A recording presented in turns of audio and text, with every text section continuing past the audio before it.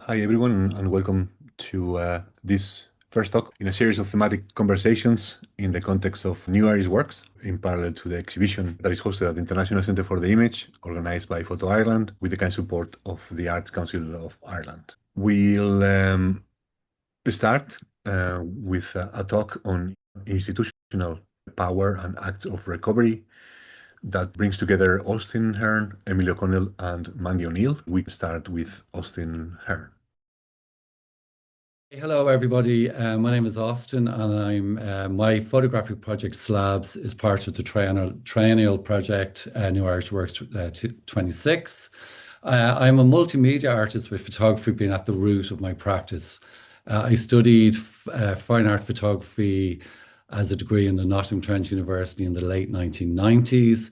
And then I studied for an MFA in NCAD from 2014 to 2016. And this is where the Slabs project was born during my time on the MFA and NCAD. And for this project, I have a working statement on the work, which I will draw from for this talk and expand on some of the points. So I'm just going to, the working statement is a couple of paragraphs long. And it's like a kind of mission statement about the actual project. So I'm going to read a paragraph at a time, and then I'll expand on it a bit because I've kind of got this new thinking and new kind of ways that I started thinking about this as the project has gone on. So, okay. So Slabs is an ongoing, growing, open-ended and lifelong project. In essence, it consists of individual used painter and decorators wallpaper pasting tables. These damaged tables are utilized to hold photographic material on its surface. The photographs from my archive span 30 plus years. Choices as to what is brought forward, excluded, and what does it all mean, and why these photographic works now. I've long since grappled with the volume and value of my past and present photographic archive. Issues around storage, care, and quality of the material are abound.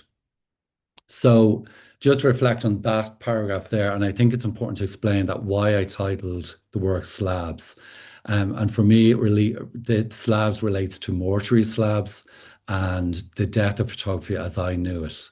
And also, it refers to the media's role in freezing time, memorializing, and also the transformational infiltration of Photoshop, social media, and AI. So for me now, a slab is a wallpaper pasting table, and each of these tables holds roughly 30 to 40 different photographs of different photographic types and qualities. There are 4 slabs on show in New Irish Works, and they are 4 of 20 slabs that are in existence, and up to this point, all 20 have actually been exhibited over the last couple of years. And so why do I use wallpaper pasting tables?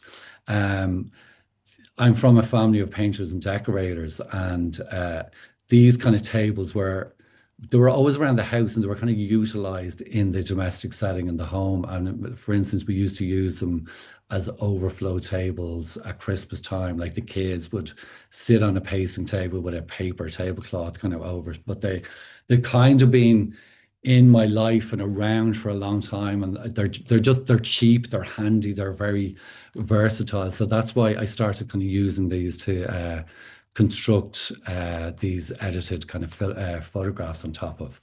And also within my photographic work, I bring the stuff of the painting and decorating industry into play as well. Like I would paint on painted wallpapers and then print photographs on top of them, just for instance, and maybe encase photographs in household varnishes, yacht varnish, that kind of thing. So photography and painting and decorating are kind of melded together a lot in my practice, and specifically in the Slabs project.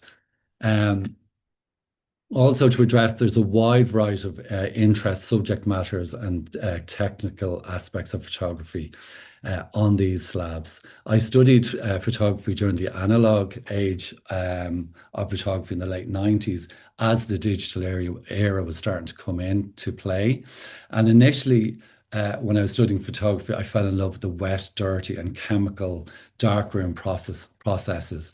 And then in the early noughties, the advent of the digital camera um, came in, and I kind of hated the loss of the quality of these dry, sterile new mediums. And I started to see the dematerialization of the medium. Um, and the printing of photographs lessened as a practice in general. I just noticed that a lot of people, everyday people, weren't really printing photographs as much. And I wasn't really photographing as much around this or printing as much around this time either. So, as a reaction to this, I started to do a lot of photo montage, collage, and general print manipulation. So I'm going to go back to my original statement, my mission statement, and I'll fill in a bit after that. So the world of photographic practice has rapidly changed over these 3 decades, from the analog age of film and darkroom production to the swift infiltration of the digital, information, social media, and AI ages we find ourselves entangled in today. My relationship with the new methods of working and engaging with the medium have at times been fruitful, frenetic, and maddening. Frustration with new technologies and the tech giants who now have a big hand in our ways of working and even bigger eyes on our archives. I don't trust this digital age of photographic storage and ownership. It seems we, the users of this technology, constantly have to keep a step ahead and fight to keep our property accessible. I value the printed photograph over the trustworthy digital image, be these fine darkroom prints or mere desktop prints on scrappy bits of paper. I trust that these objects will outlive the latent digital files. Technology, with all its inbuilt obsolescence and the tech giants' ever-changing monetization of systems for iCloud upgrades, etc., is both tiresome and enraging. And to top it all off, we have to remember that Ireland has been infiltrated by scummy data centres to hold house. Sorry. To top it all off, we have to remember that Ireland has been infiltrated by scummy data centres to hold and house selfies, dick pics, and influencer inanity. So, I suppose reading this paragraph again, what comes to mind with me is that the rapid rate of the media and it has changed and exploded into what we see today. The excuse me, I need water actually. Excuse me. The democratization of the media has broadened widely. And also, as an artist using photography, I think it's very important to realize and hold on to the fact that photography as a medium is only a mere 200 years old. And to me, this is exciting as it means there is so much experimentation and new ground to break. And coupled with the new advancements in the medium, there is scope for innovative and fresh things to happen. Okay, so back to my original statement. The content and themes within the photographic material on these tables vary, as we'll see here.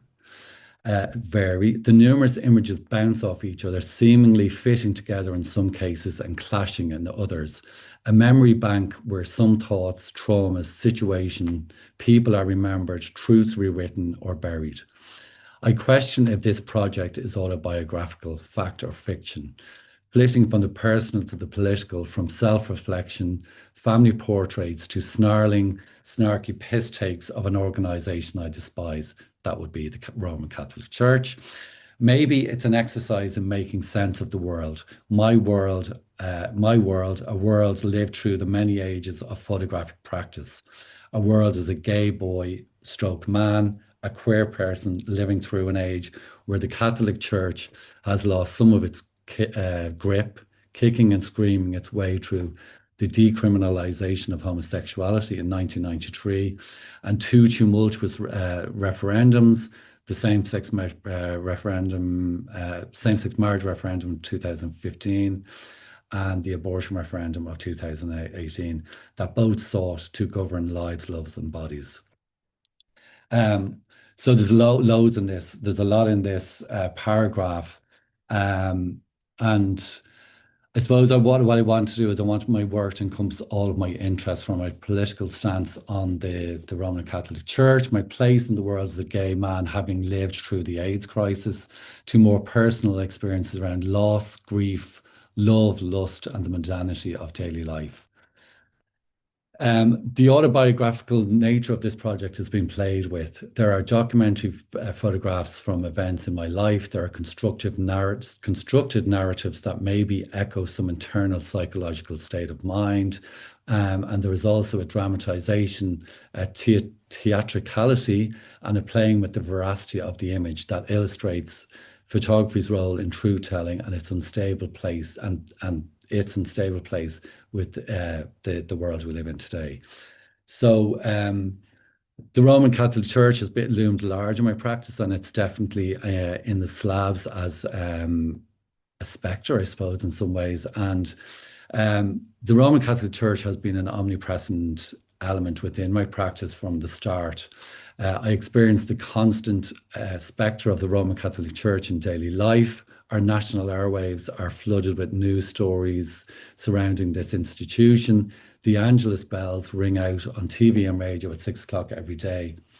Mass, papal visits, clerical vox pops are given regular slots on all media platforms. Communions, confirmations, weddings, funerals are all fundamental parts of Irish family life.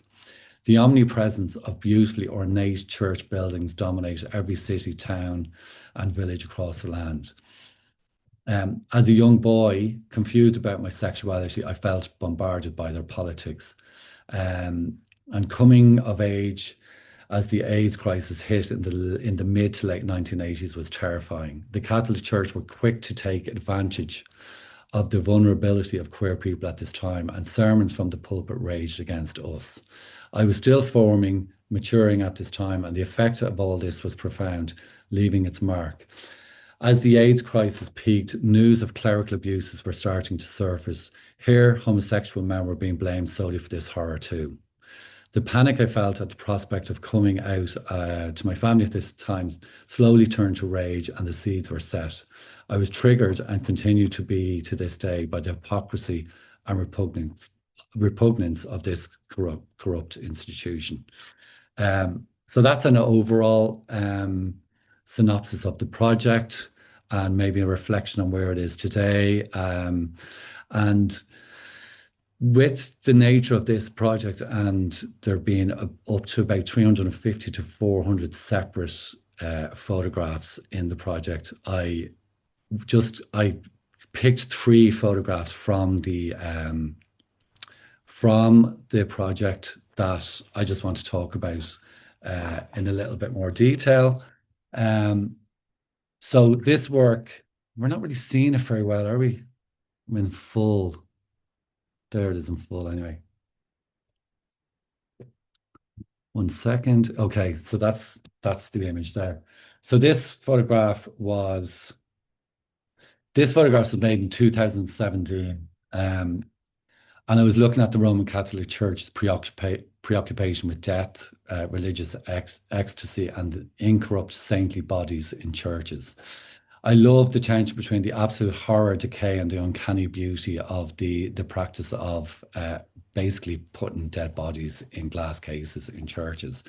And in my practice as well, there's a need to have my hands in the photographic process.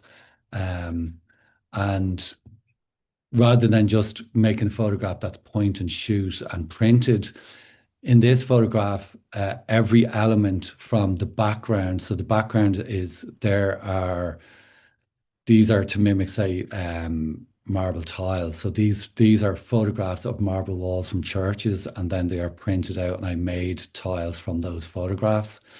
The vestments here on this figure here, these are photographs of different colored satin, a purple satin and a green satin, and then this kind of cope, they call it. It's a priest's vestment. It's like a cape, is made from photographic prints that are fused to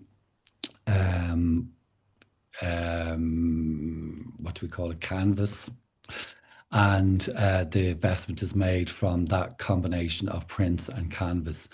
The mask then is made from a photograph of a face, and that mask then is applied. So this is actually me in this photograph. So it's basically a self-portrait, but the process in this is quite long and arduous and slow, and there's a lot of time and effort put into this. So, I mean, the resulting picture, the results are a photograph, and this is the photograph, but there's loads of different steps.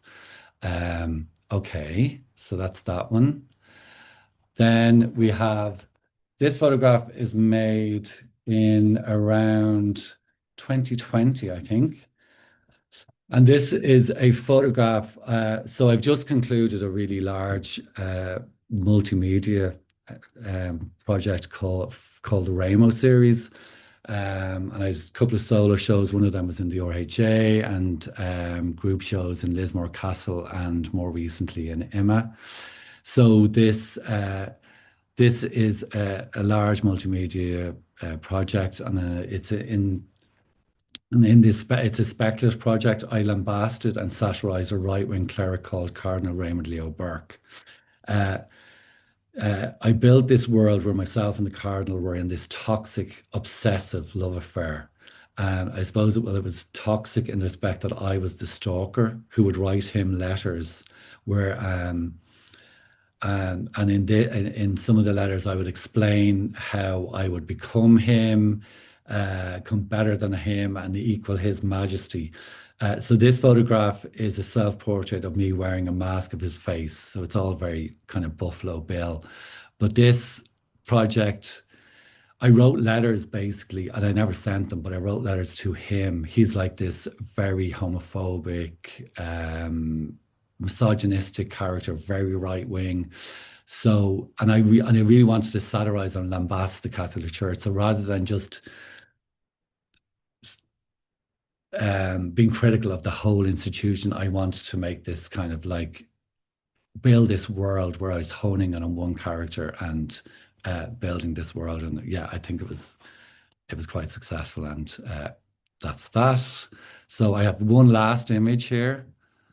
So yeah, I don't know why this is showing up like this. Anyway, can I lessen that down? Oh yeah, here we go, here we go, here we go.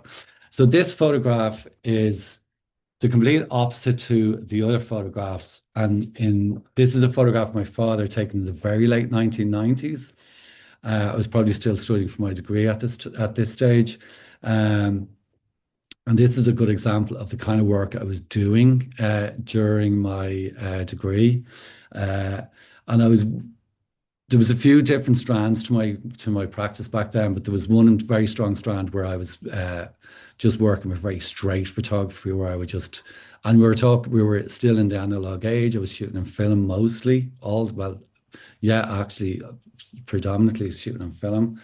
And this photograph is shot on an Olympus Mu. It's shot on film and it's printed, and that was it. So it was very straightforward. And I shot a lot of, at the time, I sort of documented my life and just whatever was going on around my life without really having any focus. And I would shoot portraits of my family, my friends, events, just things that were happening around me. And this is one of those photographs. And it's quite candid, and he's caught unawares, and yeah, it's kind of comedic. So they're just three examples of the wide array of photographic material that exist in slabs, and it's just supposed to illustrate the fact that we have some very straightforward photographs that are shot and printed, to some more elaborate ones where every element within the image are manipulated, or like studio setups and all that kind of thing. So yeah, I'm going to finish there. That's me, I think. So thank you. Thank you very much, Austin. I mean, there's a lot of questions coming to my head, but I have one in particular that maybe we can just touch on briefly, perhaps, because there is such a mix of images, a milieu of images on those desks, and it's very interesting how um, some of them are incredibly laborious. Some others Mm, are like they look like they have been ripped from a magazine in a second, and some are arguably, more manufactured, like you were speaking about this collage, super complex, frankly. I don't know. That probably will take a few days at least, and then these other found images. And all of them are presented in the same sort of with the same sort of value in terms of like they all are part of the artwork. The artwork is this installation on the tables, and we find out that there's a 30 years plus of archive. That I mean, potentially, if you had a larger room, you would have like maybe 100 slabs. That you could feel. So there's a sense of like a multiplicity of and always around the same messages that you are touching on, quite political and quite marked. And I am not sure what I am trying to ask, other than I am kind of like just trying to reflect on on your practice and that particular approach. Because you mentioned these slabs is mortuary slabs. Is this a cemetery of the images, or these images in particular, or are we supposed to mourn something? Are we, uh, well, uh, mm. help me here. Yeah, well, I think like photography is about the passing of time, and it's encapsulates time, and it freezes time in a lot of ways. And yeah, there's a lot of memorializing, and there's a lot of uh, and in some ways as well, there's a kind of a positive slant to it as well. It's kind of giving images new life as well. And a lot of the images within the slabs are iterations of other images that maybe have been that were bigger and were shown in solo exhibitions. And maybe these are some of them are outtakes or different versions. Um, but the slab thing, and just something that's come up in the last week. I met this academic, David. I can't remember his second name. I'm sorry if he's here, but he introduced me to the notion of hauntology, which Oh, is yeah. I mean, and I've come across a little bit. So it's like they're kind of like ghosts coming back to haunt in a way, and I see this ghostly kind of quality to some of the images, especially if they're kind of broken down and they're a bit degraded and maybe a little bit obliterated or whatever. There's that kind of yeah, and there's a lot of violence in a lot of the images and how I'm treating them as well. And I mean, it goes against what photographers do, and a lot like the images, the way they're so raw on the page, it goes against what photographers do. I mean, photographers um treat treat the print with like such care, and like the prints are technically looked after, and then they're put into frames and minded, and whereas this is the opposite. This is like the images are raw, they're open to the world. I mean, in the image museum there, some of the images aren't even really, they're not glued down, they're not really, they're only glued. The only reason they're stuck down with kind of blue tack really. So people, when people are walking by, they don't wish with so, and they're open. They could be stolen very easily. So there's loads of disrespect, and there's loads of like violence to the images, and rawness. And I mean, a lot of the images aren't like a lot of the images can be damaged quite easy, and they will be damaged, and they are going to change. And I've noticed a lot of the images because I collect them in boxes, and I noticed them changes, and I kind of relish the kind of degradation of the images and the breakdown as well. thanks. Thanks for that, Cheers. Austin. I think we will touch back. There's a couple of questions there that I will raise back. Cheers. Very interesting connections also with the work of your peers, with in particular Mandy, in relation to maybe the quality of the images and the treatment of the print. But we are going to move on and we will give the mic to Emily. Hello. Okay, I'm just going to share my screen. Great. So, yeah, just to speak a bit about my work and then I run. So that's based on my grandmother's experience at a mother and baby home in Castle Pullard in Ireland. So, as most of you know, mother and baby homes were institutions that were run by church and state. Sorry, just going to grab a bit of water 1 second. Right, all good. So most of you know institutions were run by church and state. Many of the women at the home suffered from a lot of kind of psychological and physical abuse. And many unmarried mothers were sent there, kind of forced into unpaid labour and kind of given their children up for adoption, which is what happened to my dad and my grandmother. So just to speak a bit about my grandmother, so this is Muriel. She was just 16 when she fell pregnant, where she kind of got sent to a mother and baby home and kind of was forced into unpaid labour, kind of explained that she kind of heard lots of screaming down the corridor and she had to kind of basically run away and decided to jump out of a window on the first floor where she kind of ran through miles of bogland to the closest train station, which was Mullingar train station. She then had my dad in Dublin and then they were separated. So she was brought to a different institution called Sisters of Mercy Blackrock. They were separated and they didn't meet again until my dad was in his mid-30s and she was in her 50s. And then just to speak a little bit about the kind of recreation images. So I use self-portraiture to reenact fragments of my grandmother's escape. So a lot of the kind of work that is black and white is me recreating myself, not as myself, but as my grandmother. So that kind of goes back in time to kind of go with the colour imagery, which goes to present time. So that is taken at the home, so Castle Pullard Mother and Baby Home. So this is more kind of traditional documentation, kind of traditional photography, kind of loaded metaphors of loss of childhood as well. And then this is just the kind of how the images sit side by side, the black and white going back in time and to present day. So this was taken at Castle Pullard Mother and Baby Home. So it's quite eerie that it's the seesaws still kind of stuck, kind of stood there as well. And then, yeah, kind of landscapes as well. And then I guess a big question with my work is how to photograph someone's trauma without re-traumatizing them. And that's quite important to me with my family's kind of story to make sure that they feel comfortable with how I'm kind of telling my grandmother's story and making sure like they're okay with how it might be seen in an exhibition form or if it's like laid out in book form as well.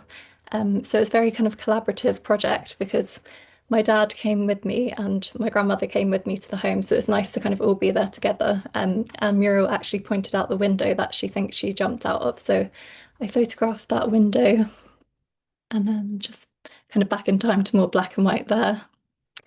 And then this is mixed with kind of more archival images as well. So that's my dad after he was adopted 3 days later, after he was in Blackrock, another institution. He was then taken to England by another lovely family, but by an Irish family, but brought up in England. So that's why I sound like this. And then this is my dad as well, who appears in the book.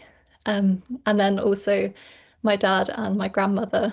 I find this quite interesting because I photographed these both on different days, but they're kind of mirroring each other. And I didn't ask them to do that with their hands. So I quite find it quite nice that they were kind of on separate sides, but mirroring each other. And then this is just a bit of kind of behind the scenes, me and my dad. I kind of taught him how to use the camera that I was using and the slow analog process so he wouldn't kind of rush things. And he helped me a lot with recreating the imagery, which is really kind of special to do together. And then I think it's quite helpful to see the initial ideas and photographs that were the start of the project that I took out entirely and decided to completely get rid of. I really like these images of me and my dad, but this is more exploring his adoption and the west of Ireland where Muriel's family was from. And then once I created the black and white imagery, I felt like this kind of didn't really suit or kind of go with the rest of the images, and it didn't feel right for me to sit there in self-portraiture as myself, but only as my grandmother, Muriel, basically. And then I was at uni at time when I made this, so I had access to a very nice like bookmaking room. So I learned how to kind of hand sew my book, which is really handy to kind of see as well, and kind of have it in book form to be able to see how I could sequence imagery. Does it go together, the black and white? Because originally I was just going to do the black and white images, but then kind of mixed with color imagery, I felt like it kind of went quite well together, and then sitting with image and text. So it's quite handy to have it in a tangible form. And then I forgot to say these black and white images at the start, sorry.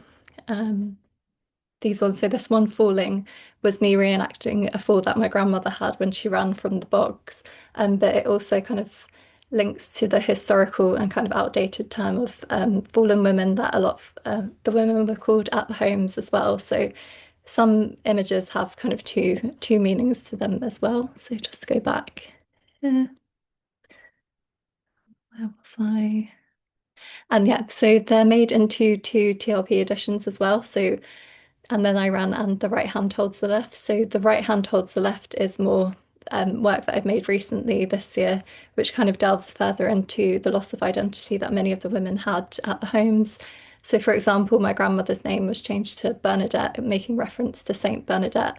And then many of the women had their names just changed to numbers as well, so they weren't even called names while they're at the home. And then, yeah, kind of a lot of speaking about a lot of kind of purity and shedding of sins. A lot of the women had to wear white, and a lot of the babies at the homes were also kind of dressed in white as well. So yeah, that's me.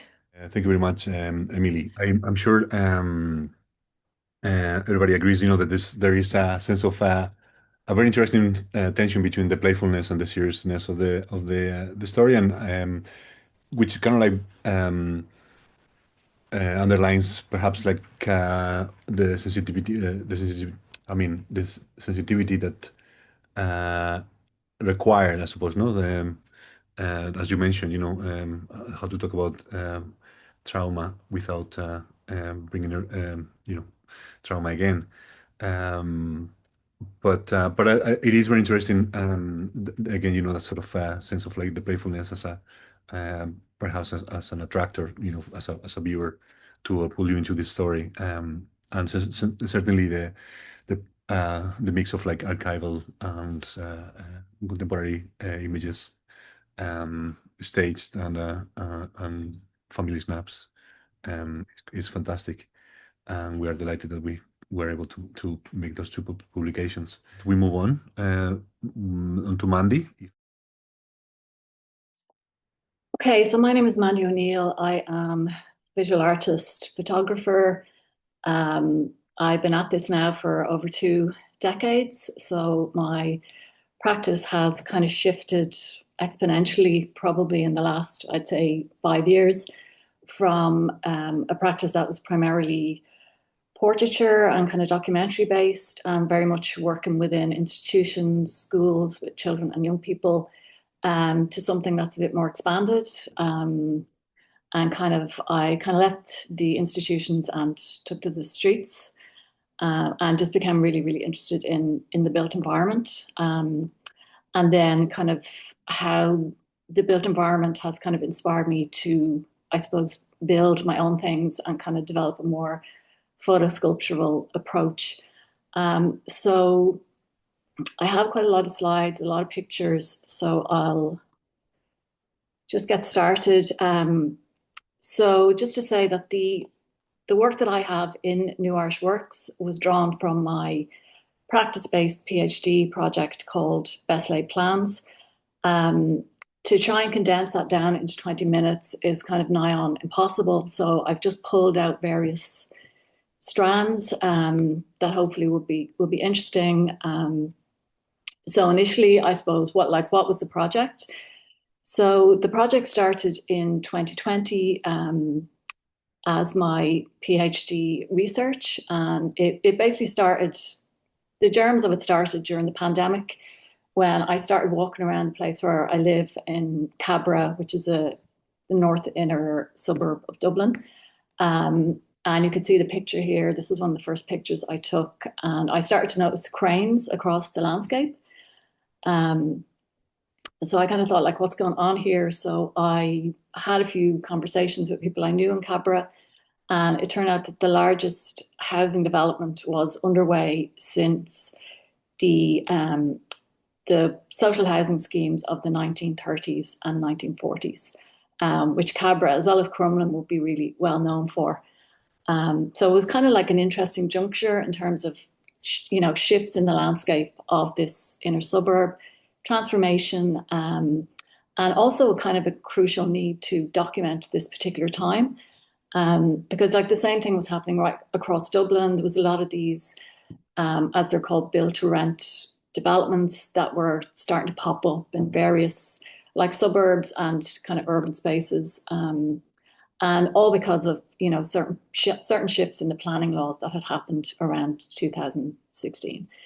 So that was the beginning of the motivation. There was also the fact that I just really wanted to be outside. I wanted to walk. I wanted to respond to the built environment with my camera. And I was kind of moving away from the portraiture approach and to working with people. So those two things kind of came together when I started the research. So just to go through, there's kind of a pressure as well with the PhD, and because I was a little bit vague as to what I was really doing. I just knew that I wanted to respond to these transformations. So from the very start, I thought I need to record all of this. I need to write things down. I need to have something that can contain what I'm doing. So I started with these field diaries, like where I'd go out a couple of times a day and I would record like the time, the weather, what mood I was in, what was happening, even culturally. And then I would go on these little walks, which would always start out with a plan, but I'd never stick to the plan. So when I come back, I just had these little kind of squiggle drawings that I would do like based on the walks. So pretty quickly into the process, bear in mind it was the pandemic as well, so I was stuck at home. I had been thrown out of my studio like in March, so I had my one little kind of desktop printer. So I would come home, edit the pictures, print them out, cut them up, and start putting them in the diaries. So this was like, as I said, one of the first pictures that I took. And so that kind of mix of text and image was kind of what got me into the process. So initially I walked around like a much wider area and then kind of started to narrow it down. But I was also, because I live in Cabra, I was really reluctant to go around with a big camera swinging out of my neck, and to be like, the photographer, or to be seen as some kind of agent of surveillance. So, I was a bit nervous, to be honest.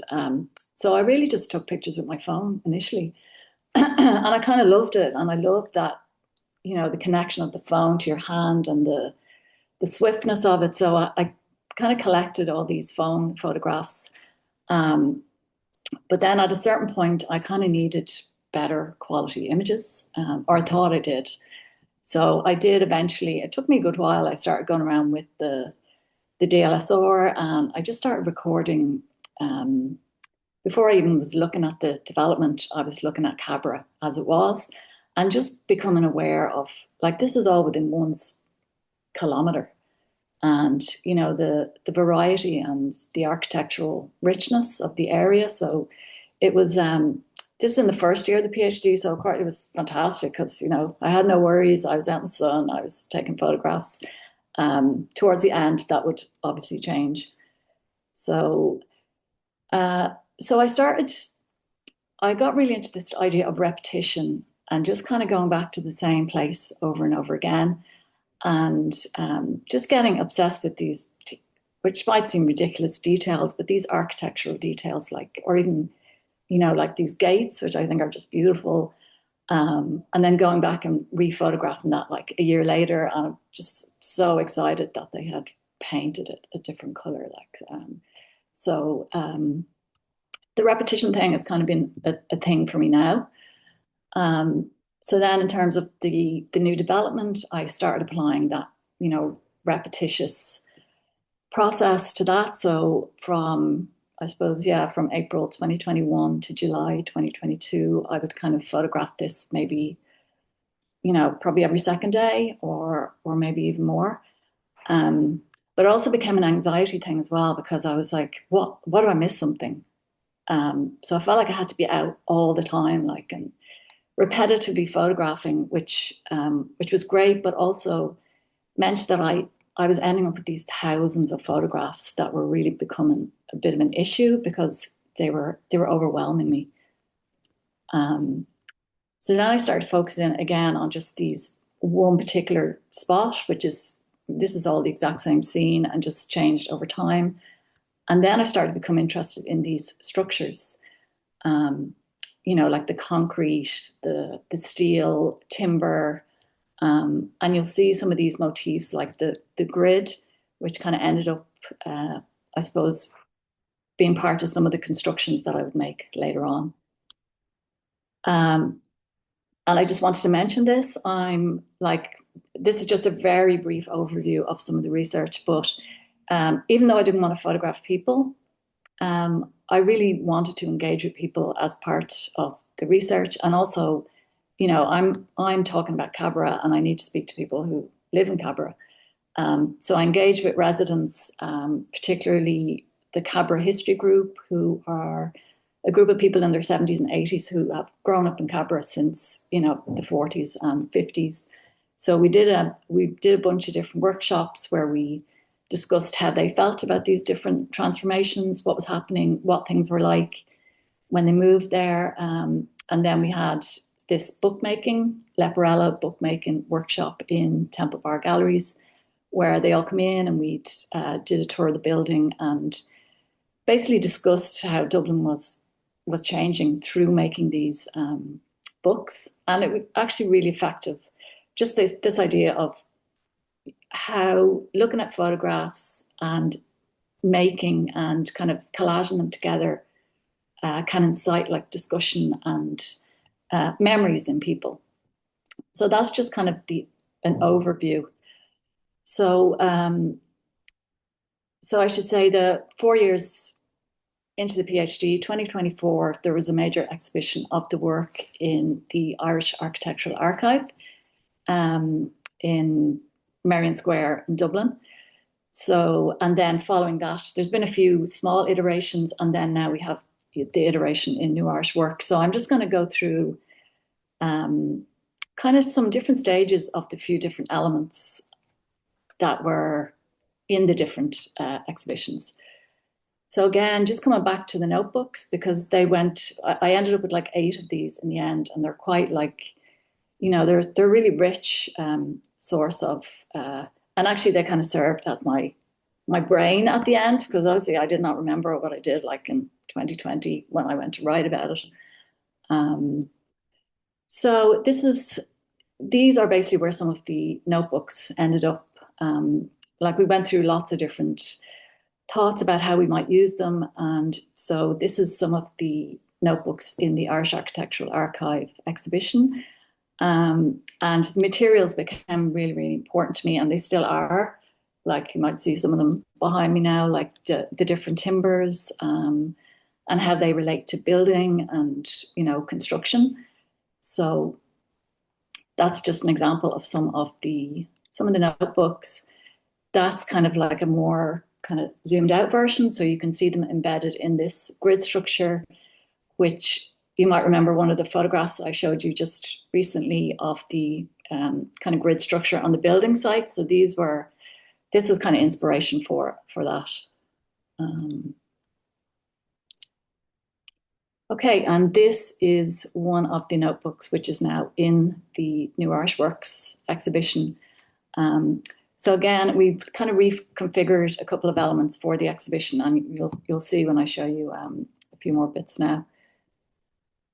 So, the the leporello or the accordion structure became a really important thing for me. And I think because initially I thought I was going to make a book. So I started making these kind of little books with photographs to as a way to process what I was doing. And these are like, this is a line of images over 2 years of the development rising between the same two houses on Carnlough Road. And so then I don't know if you could see them they were exhibited kind of midway through in the 18th century Belvedere House in DCU. And at that point, I've kind of made these little leporellos and then started to kind of play with the idea of transferring them into more kind of drawings, which kind of played on the idea of, the architectural rendering. So this is kind of, so it's like another step forward where the notebook and the leporello are kind of contained into the same object. And that was in the archive. And this is kind of the next iteration of that, which was a huge kind of type of like a hoarding, which was to emulate building site hoardings. But it was the idea that instead of showing you the picture of the fancy apartments that you're going to be moving into, it would show you a painting of like the apartments kind of stuck in the middle of behind your house, basically. The views that are not used in promotional material. Okay, and here it is now in the New Irish Works. So the text here is related to the development, which is called Hamilton Gardens. So again, moving on to another, I suppose, one of the pieces that are in the New Irish Works and which were in the other exhibitions. So this was a house on Fossa Avenue in Cabra, and basically it's one of the only, even though Cabra is like it's the original schemes were social housing, a lot of them are sold off now. So there's not that many, I suppose, social houses left. And this is one of them, and it was boarded up for actually about 3 years, I think. I'm not sure I got my dates right there, but it was boarded up for a long time. And throughout the process of my research, it was done up and a new family kind of moved into it. So I just kind of was keeping my eye on that. And I liked the idea of the stories, the political kind of social stories embedded in that. So then I decided that I was going to make a gigantic kind of leporello out of these two images. So I started the process of mocking these up in my studio in Temple Bar, like in a kind of, in the size that they would be. So I thought this might be interesting for people to see, like the nuts and bolts of some of these things that are not very pretty and that are nightmare to build and design and build and stick together and figure out how they're going to stand up and all the rest. So this was I was lucky to have another studio in D-Light Studios for 2 months, which was kind of probably the only place I could have built these because it was huge.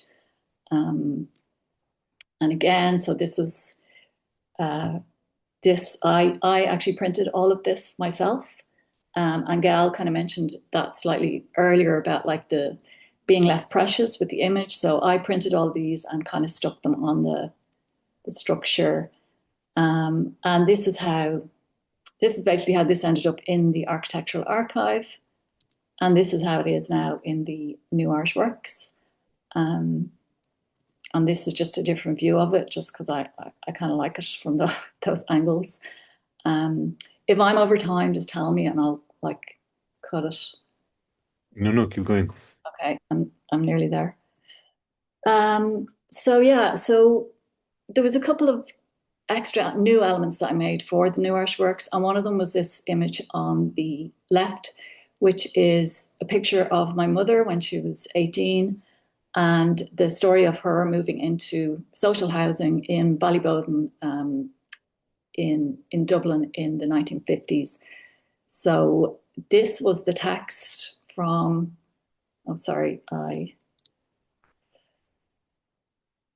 so just just need to move this. So the house where my mother grew up consisted of 2 living rooms and a small kitchen where the roof had fallen in. It was occupied by 2 families with a curtain splitting the room. There was no bathroom or hot water. In 1958, a member of the local council arrived at the door and handed the family a key to their new house in Ballyboden. The council estate was built to house people from Willbrook and the surrounding areas as their old cottages were demolished. Considering their dire living conditions, the family were still ambivalent about moving to the new suburb. It was further away from work and felt like the countryside to them. So I'm not going to read all of it, but basically what I'm trying to illustrate here was like the great value of social housing at the time, how important it was, how important it still is, even though it's a lot of it has been phased out. Okay, so the last element, I should say also that I also did a study as part of the PhD of this pub called, locally called Mats of Cabra, which had been derelict since 2011 when there was like a gangland shooting. So I documented lots of different things happened with this pub over the period of the research. And in the New Irish Works, I created a kind of a free to take away fold out, which related to the story of the pub and also had this, which I still love this, and also had this image kind of on the back, which is just illustrating some of the changes that took place there during the research period. So that is me done. Thanks for listening. Okay, thank you, Mandy. And that was the pink. That was the actual pink that came into the exhibition space, no?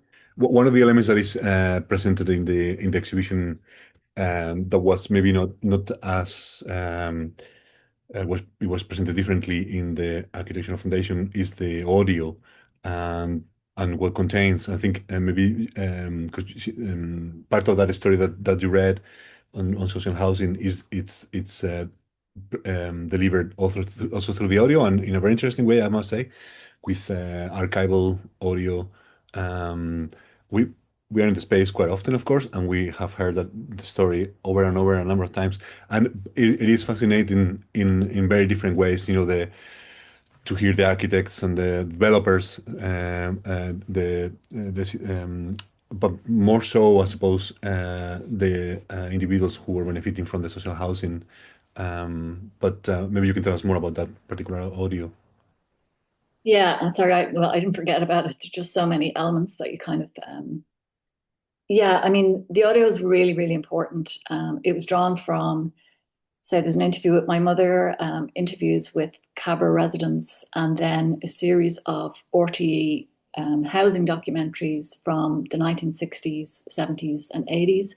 So I was able to kind of have the voice of, yeah, lots of different voices of, you know, like people's mothers. You can hear children in the background. Then you've got the developer, you've got the county councillor, the very patrician kind of, you know, patronizing, I suppose, type of official. And then you have the architect, and then with the people I interviewed from Cabra about their experience. So yeah, and I think it's just the different voices, the different accents. It's all, the idea was that was almost like the heart of the project. The people, really, the Yeah. story is the citizens. Yeah. Cool, fantastic. And I mean, when we saw the installation in the Irish Architectural Archive, I think there were lots of things about it that felt very refreshing in terms of this being the result of a very extensive research and what would be considered a photographic documentary, and you know how that manifests throughout the building, I suppose, in the architectural archive, and particularly in those vitrines, you know, that make that were probably quite painful to work with, but they were at the same time an incredible addition to the research, the existing research, and how the project was going to manifest. So yeah, I don't know. I think that was quite an interesting, I suppose, and potentially unplanned thing to happen, no? In terms of like the serendipity of the gallery space that you encounter, and how it adds in the end to the project in a way that is transported perhaps into the future in different ways. If anything, as well, given the obsession with carpentry and um, and with that level of manufacturing. But yeah, it was that point on the images that I thought it was super interesting as well, connecting with Austin in relation to the. I think the way you mentioned it to me at some point was that you wanted to have control over those images or the production of those images, which is very interesting because it is true that well, first of all, maybe given the situation, working in a studio and so on, to be able to actually have there and then those images is as much as you are able to build, whatever structure you may need. So printing on a inkjet printer, A3 plus paper size or whatever it is, and again, as in the situation of Austin, valuing that image in that particular way and fabricating these structures to present them. Yeah, very interesting acts of recovery of those memories, perhaps. Um, we have a couple of questions, and Julia says, in relation to Mandy, I think you can see that there, that it's pretty incredible what you produce, such an immense body of work in a small and defined um, constraint. I mean, area that you know so well. So in Cabra, there are not many projects like this. I also really enjoy this role of walking and observing that forms such a core part of your process. So walking as a way of observing, and this process somehow change your understanding on this area that you already know so well. Did it change my understanding of Cabra? Both. Um, God, yeah, I'm not sure actually. I mean, the thing is, I had really, like, I lived there for a long time and I really wanted to photograph in Cabra and I was always taking some pictures, but it would have been very much, looking at, I suppose, people in Cabra and especially like young people and like it's quite colorful. Mm. There's always something going on. So that's probably what I thought I would do, like that I would be very drawn to photograph, kids playing and, motorbikes and all of this kind of thing. And I did some of that. And then I just thought, oh, this is really stereotype. I'm stereotyping the area um, by going in this direction, even though it's really exciting and it's, great pictures and it would have made for a great project and it would have been, I think, so in that sense, maybe that's what was my plan.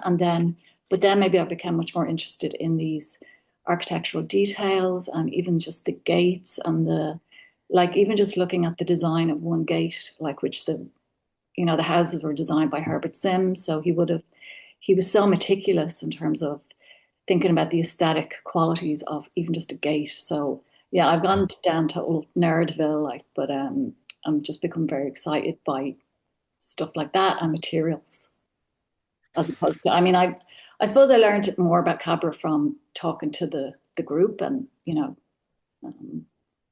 but yeah. Likewise, Emily, perhaps in the process of producing the work, did any of the conversations with your family change the direction of the work, or is there anything that I suppose this project has helped or has changed in how you and relate to your family and vice versa? Yeah, I think so. I guess initially my idea was to photograph my dad and my grandmother a lot during the work, but I felt like we were having so many conversations and such kind of personal conversations around trauma and kind of loss of childhood that my dad felt, and then my grandmother as well, and how like lost each other felt. I already felt like I was kind of taking so much from them. So then to take their image didn't feel like the right thing to do. Um, until like when I sequence it, I have two portraits of them at the end of the book. So it definitely did make me kind of photograph things differently. So I used myself as self-portraiture.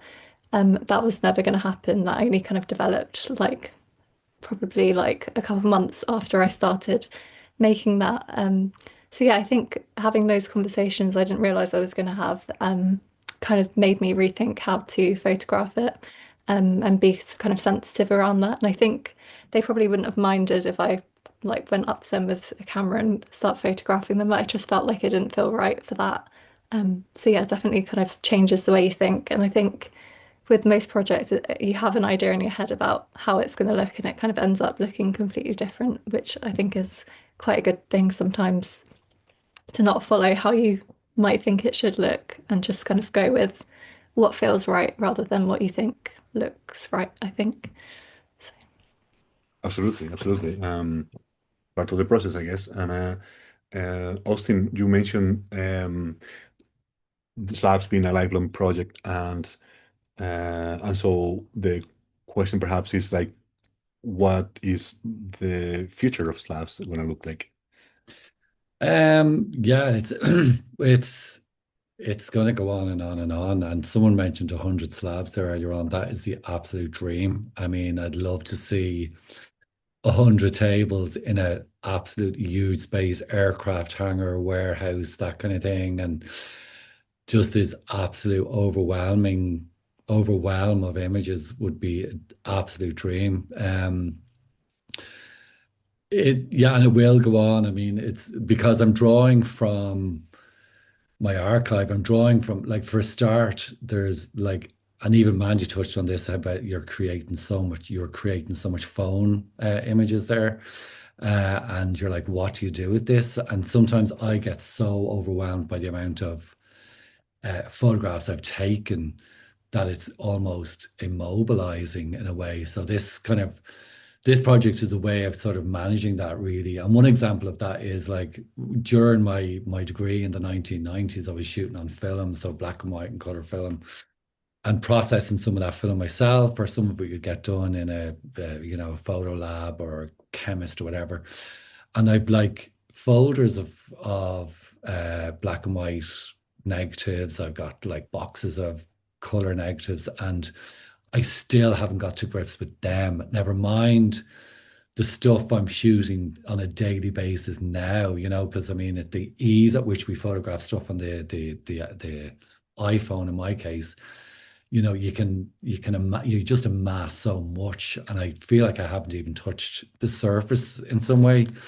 So yeah, like the slabs project is going to run and run and run, and it's a really important part of my practice. It's kind of like the root of everything that I do, and I draw from a lot of the images to make bigger works, and even some of the bigger kind of conceptual works like the Cardinal Raymond stuff. There's so much images I took in the making of that work that are still there to be drawn from. So yeah, I mean, it has major, major legs, and I see it growing and growing and growing. And the dream is, yeah, aircraft hangar full of tables and thousands of images. But yeah, so it's exciting. It's a very exciting project, actually, and I am excited to see where it goes, actually. One question there from Miriam in relation to the images that you work with, whether you accept photographs from others for slabs, and or if it's all your own work. I suppose we kind of like touched on that earlier. Yeah. Yeah, the majority of them are my images. There's a small percentage where they're taken, or they're found images, so some of them could be from like my family's family album. I'm kind of obsessed with images on cigarette packets of people like fake dying and blowing a little bit of smoke into the baby's face. So I collect them, and they've sort of appeared in slabs.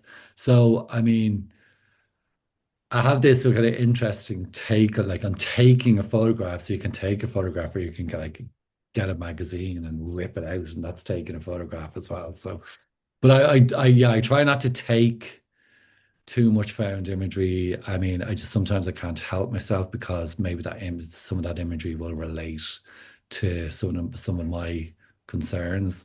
So, but yeah, 99% are my own images that are kind of reworked and reiterated and, you know, manipulated or whatever, or changed. So, yeah. One question for Mandy. Um, Anton, I find that the visible gutter between the tilted printouts displayed in the large scale pieces to be refreshing, as opposed to the central image being amassed through seamless and super professionally printed images. Were these sort of lo-fi choices important for you? Uh, they were in a sense that I could have the control. Like I could mock up something, I could make something really big without having to kind of be worried about like, the giant, going to the printer, making a massive print, like the expense and all the rest. But it was more like I can print as many of these as I want and I can play with them and I can stick them together and I can like there's just more of a malleability, like there's more of autonomy to be able to make the thing yourself. Like you can see, actually, I'm still kind of doing it as a way to figure things out. And I don't, to be honest, I don't know if I 100% planned to just use those prints myself in the end, but it was the best. It turned out to be the best option. But also, I work with quite nice kind of Munkin book paper. So they are aesthetically, quite pleasing as well. Um, so it's not that I necessarily wanted to go for the lo-fi look. It was just this was my way of being able to make what I wanted to make, I guess. Mirren's adding to that, perhaps knowing that there's a history of building in your family, whether you can comment on, does this building aspect in your family, I don't know, whether you want to comment on that or about it? I don't know. There's a history of building in my family. I mean, that my two brothers, I suppose, are builders. Like, but I suppose it's more in the context of how I live. That my partner is a carpenter who is also kind of ad hoc built half of our house where we live. So there's always some kind of who walks around with a drill like permanently. So and a hammer.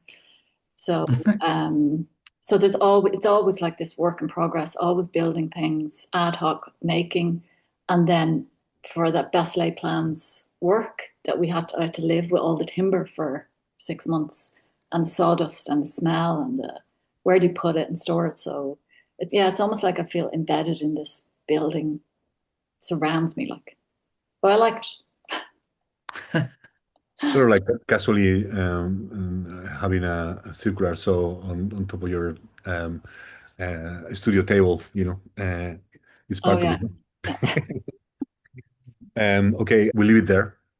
I have to thank you very much for making time today to um, uh, share with us and all the participants, all the attendees, um, a bit more about your practice and about your work.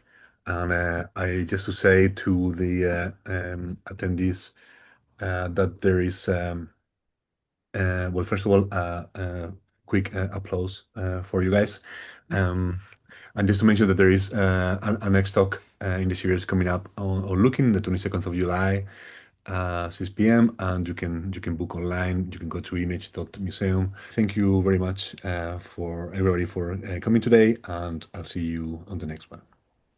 Thanks. Cheers. Thank Thanks, you. everyone. Thank Bye-bye. you. Bye. Bye.